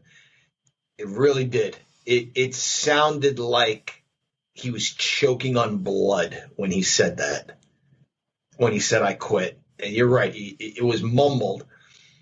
You just felt, so I have no wife, I have no children, and it was worth it because at least I'll have this thing now, and I don't even have this thing. Eddie Kingston's incredible, you guys. He is an incredible storyteller. Never mind the brutality of the match, which we knew was coming. They took it to another level. This was the conflict. The conflict is what told this story. Both men felt 100% about what they were saying and doing. They both thought they were right, and the other was wrong. And only one could win. This was awesome. Great match. I loved it. Like you said, Mark, when he put that barbed wire around his hand and then put him in that crossface, I was like, oh my God. I was like, okay, that's good. That's different. That's believable. That's not the jism wire fucking bat that Mick Foley had years ago that you could tell it was plastic barbed wire and shit. This match was just brutal. You know, two guys who've known each other for years, who are friends, and they let it all hang out. I hope this does not signal in any way Eddie Kingston leaving AEW or anything.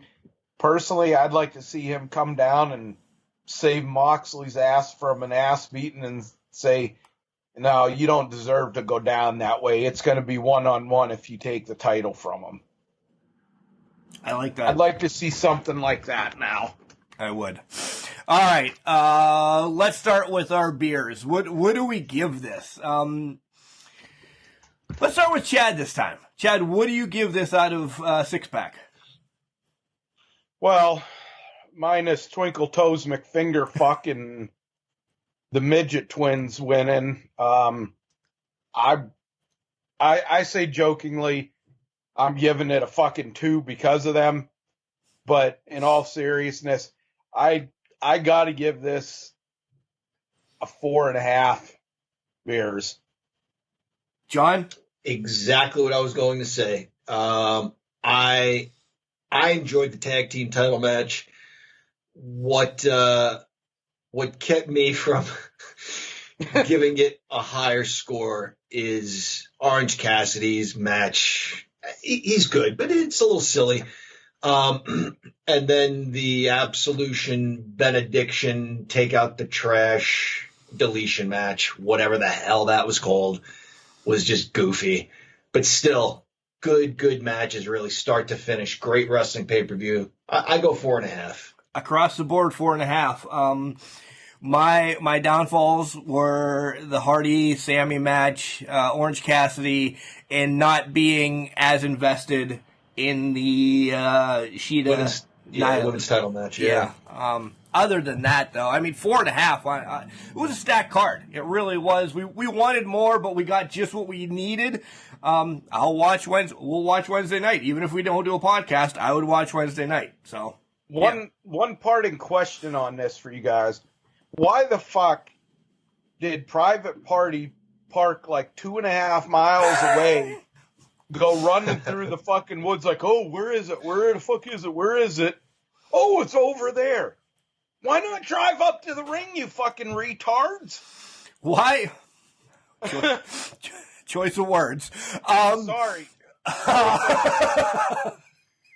Why, my big beef in, why does Matt Hardy have 2 wrestling rings? He doesn't need to. He needs one. He could give us one and we could do something with one. He doesn't need 2 wrestling rings, right?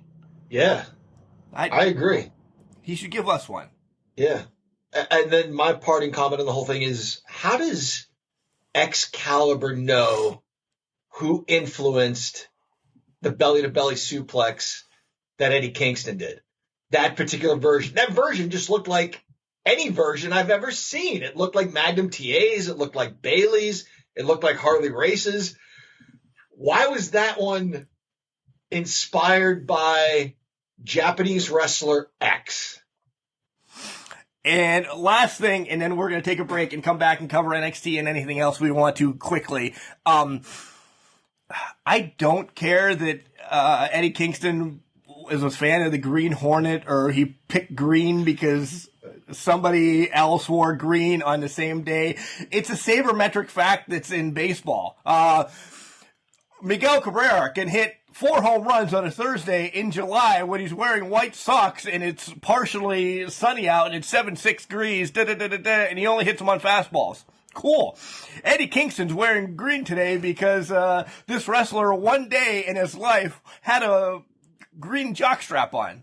I don't care. Was this where they talked about Tracy Smothers? Was it Kingston that wore something? He wore his shirt out to the ring, but okay, something else. Okay. The green then referenced back to, I don't know, something that Excalibur just pulled out of his ass.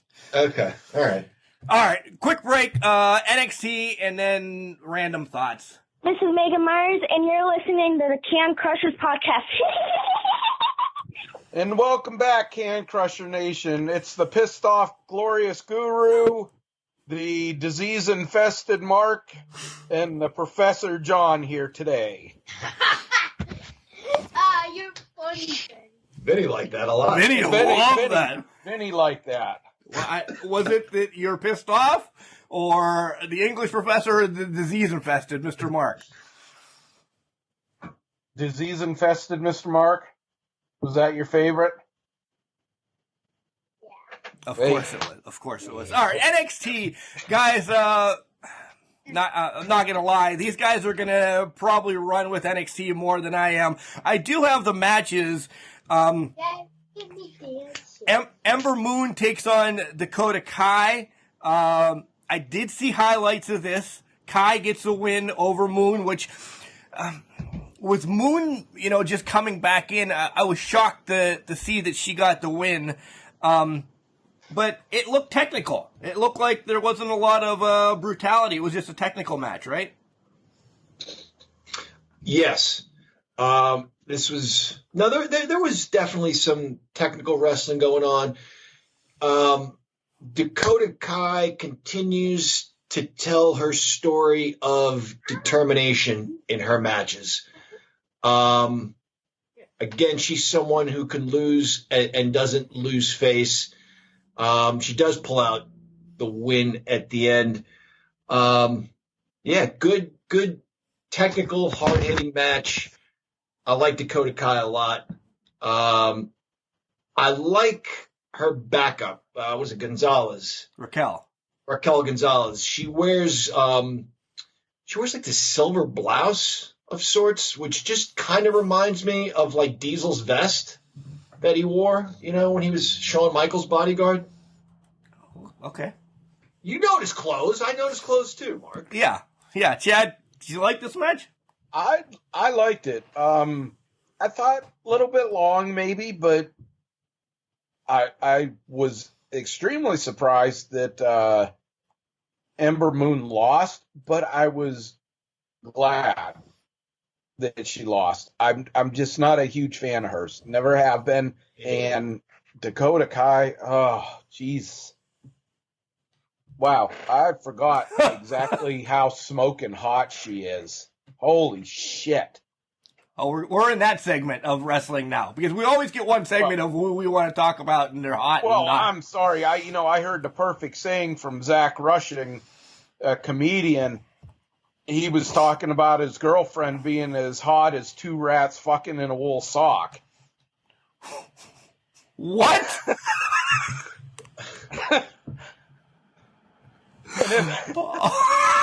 All right. Think about it. That's some hotness when those rats get to going at it. But anyway, Dakota Kai, again, she's just so good. So good. All right. Cameron Grimes against Kushida. Kushida gets the win. Are we seeing Cameron Grimes?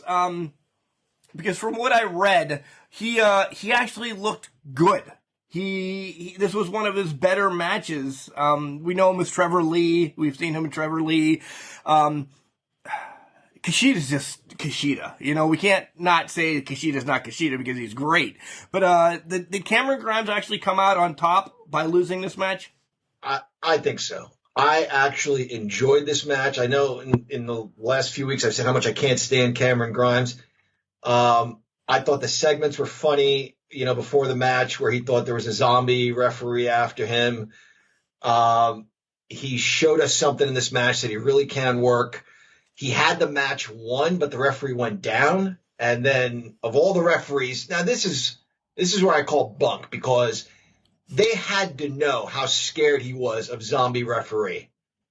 They couldn't have sent out another referee to ref this match. I think he got hosed. Bunk. Yeah. Is Bunk from like 83? I think so, yeah. Okay. This whole song, again, he did great. Showed a little bit more respect.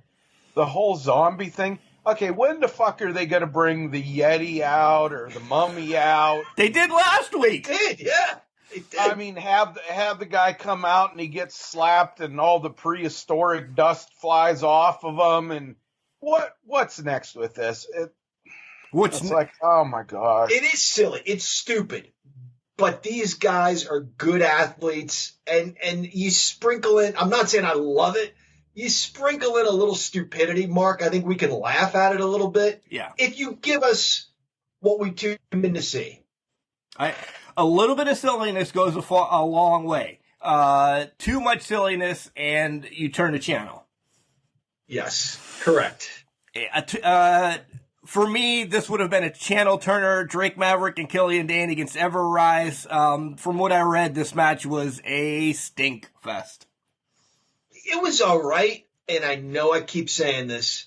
We saw this angle here in Pittsburgh months before the rest of the country saw it on NXT. It's just simply all there is to it.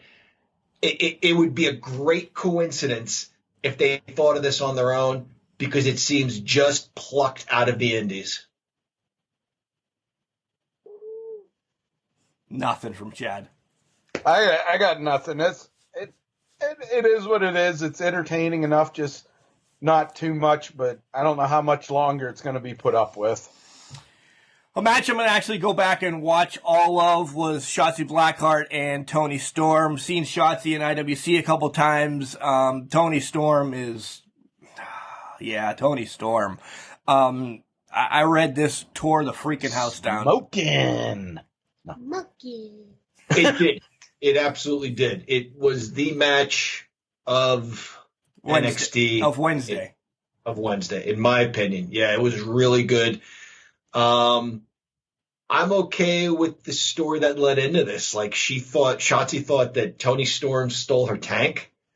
She's like, I didn't steal your tank. That's ridiculous. But you don't need much more of a reason in professional wrestling to fight. You stole my tank.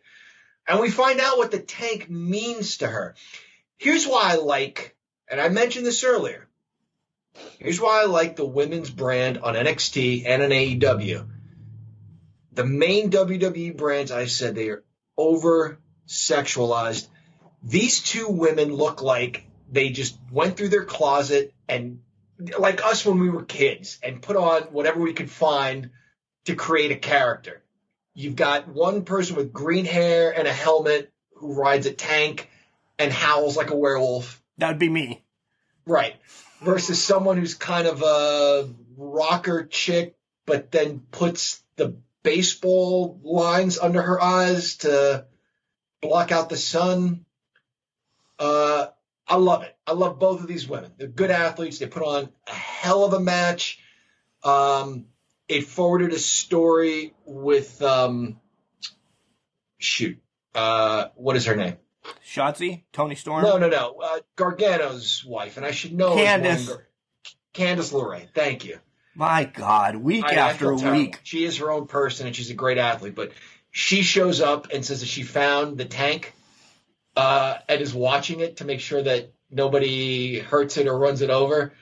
And then the scary movie guy that we saw earlier at Johnny Gargano's house, which we glossed over that, is the one driving this truck. And she gets in and runs over the tank, drags it for like a block before she smashes it. And Tony Storm uses that to get the roll-up pin.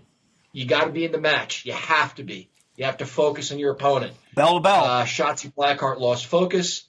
Boom. Tony Storm with not just a roll-up, a beautiful Bob Backlund style victory roll. Expertly performed. Great match. Liked it. Loved it, actually. Shotzi Blackheart, this was the first real match that her act wasn't too overdone, and I liked it. Loved the ending, thought it was appropriate. Two things about the tank. The tank reminds me, remember the fireworks we used to get as a kid where there was a firecracker in a little cardboard tank and you'd light it and it'd go scooting down, shooting out. That's what her tank reminds me of every time I see it. It does. It reminds me of that little fucking firework. And two, like Mark said, the dude trying to crush the tank, it got stuck in under the truck and they literally couldn't run the thing over and it had to keep going. I think it traveled past one of my fucking deer stands. It went so far before it just let go and fell apart. Funny as hell to have it that way. Who's wearing the mask, do you think? Because he played Chutes and Ladders or whatever with Johnny Gargano to show that Johnny's not afraid of wheels. Do you think that's anybody? Or it's going to be somebody, yeah, clearly. But it can't be nobody. Right, Okay, it can't be nobody. that. But I think it's going to be somebody and we're going to oh my God. Yeah, I don't know. All right, so you think it's going to be, in wrestling terms, like major player that take off the mask, oh my God, I can't believe it's him. Okay. Yeah. Jake Atlas attacks La Familia. I didn't see any of this, so I'll let you guys run with it. Just a quick segment. That's really it. Exactly what you said is what happened. They were walking around bragging. Joaquin Wilde was just talking shit, and then all of a sudden here he comes with a bat or a pipe, decked him in the belly, and got back in his car and took off. And then, go ahead. This is what Chad says. Right. Oh, no, I was just going to say John had it. I really didn't pay too close attention to this. And then we got Tomasa against Velveteen Dream. I got nothing. I didn't see this. I got nothing on this other than Tomasa's speech afterwards was one of the greatest fan appreciation speaches I've ever heard all the time that I've watched wrestling. I was going to bring that up after the match, but yeah. It reminded me of, hate to bring this up, but Lillian Garcia talking about Eddie Guerrero when they did the tribute to the troops and were flying over to Iraq. And Guerrero's, all the guys were saying, thank you for coming over. This is a lot. You're great. And he's like, man, don't thank me. I'm the one that should be thanking you. I couldn't do what I do without you guys. This was on that level of a speech. So I think we can see that Velveteen Dream continues to lose and get buried. Nevertheless, I think I'm a big fan of his. He's so good that you think, oh, maybe not. Maybe this is where things turn around. That didn't happen. I thought this was a really good match. I like the direction Tommaso Ciampa's taking. He doesn't care who you are. He's brutal. He is way different now since returning from his neck injury. It's almost like that was too close. I don't ever want to go down that road again, and I will make sure I never go down that road again by just obliterating my opponents as quickly as possible and taking as little risk as possible in that regard. I could watch these guys however many times they want to wrestle. I really can. These guys are that good. Nice. Nice. Are we going to talk about Thatch Can very quickly? You can. That escape from the guillotine was on my test, and he performed it pretty well. Wow. Yeah. That's what you wanted to say about it.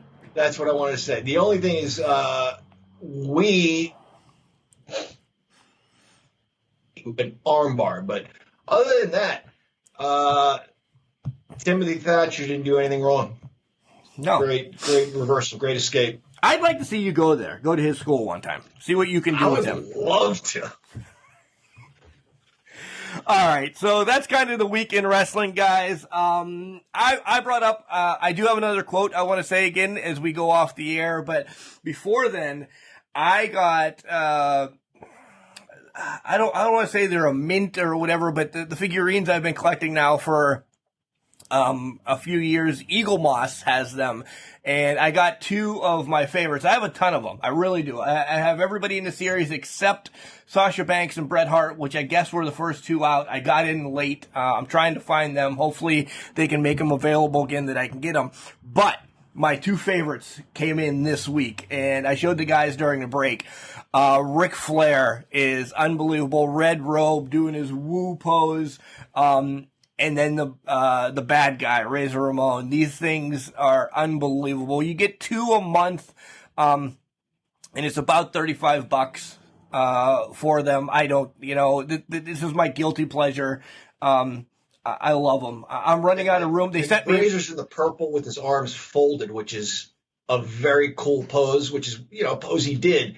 These are not really for playing. They're more for displaying. Right. You can't pose them or do anything, so you might as well put him in a cool pre-match pose, which that Razor Ramon is. That's a great figure, Mark.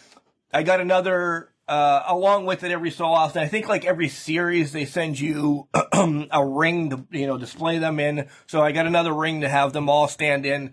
I really don't know where I'm going to put them. My wife is like, when's the series end? I hope never. I hope never. I hope the Malkies come out soon. I really do. Other than that, I got nothing. Besides, I'm going to go try to drink some more orange juice, I think. That's kind of helped me last night. The Gatorade is keeping me hydrated, but we'll see where this all goes. When you guys were talking about the Young Bucks, I'll let you know I did take my temperature again. I'm still at a 99.1. So I don't know. I'm not climbing. I'm not going down. I don't know. This is not a work, guys. This really is not a work. My wife doesn't want to be around me. I stayed downstairs on the couch, which is fine. I like the couch. I don't want to. Mark, that's not going to help your case to say this isn't a work by saying your wife doesn't want to be around you and you slept on the couch. No, because her and the dog like it better when I don't sleep upstairs with them because they both get more of the bed. So, yeah, I'm all right with it. Speaking of figures, getting back to that, a while back, I talked about those little figurines that came out in the 90s. They would come with a ring. I still have a set of those. I had lost my Bret Hart. I found him. He was under my bed, so you guys can relax now. Woo. Also, I performed reconstructive neck surgery on beautiful Bobby Eaton, glued all the pieces back together. Gorilla Glue is amazing, you guys. Put his head back on. He's going to have a stiff neck. He's not going to be able to, turn over his shoulder to see where Stan Lane is and what he's doing. But I feel confident saying it won't be long before beautiful Bobby's back in the ring, taking bumps and administering easy for me to say, the Alabama Jam. So beautiful Bobby's back. I glued his head back on. Is your wife listening to us live right now? Because I see her walking around in the background, and she's like getting the scoop before everybody else does. Yeah. Yeah, she's listening intently to my stories about my figures, which we've discussed a permanent place for them some point in the future. They just can't be where they are forever, let's say. Chad, what do you got going on? What's up this week, boys? Nothing. I don't know what the hell's going on this week. Maybe earning some extra Christmas cash, doing a little bit of side work. But this past week was the anniversary of when my mom was buried. Shitty time for me, but through being depressed about it and everything, one thing I found, and y'all can laugh, I go hunting, I go to the woods, doing the Corporal Kirshner Rambo thing, but I saw a day start off. The sun rising, beautiful day, some different animals coming out, and it just kind of helped a bit. It was a saving grace, if you could put it that way. Just remember, guys, find something that helps you through those times, whether it be nature. I'm not Mr. Religious, but being out there, seeing nature brought me closer to God and helped me get through the week. This is perfect to add mine, and then you guys can wrap it up because there's no way to transition. My quote for the week, guys: when they see you at your worst, but think you are still the best, those are your people. Remember, Chad, just because you're trash, it doesn't mean you can't do great things. It's called a garbage can, not a garbage cannot.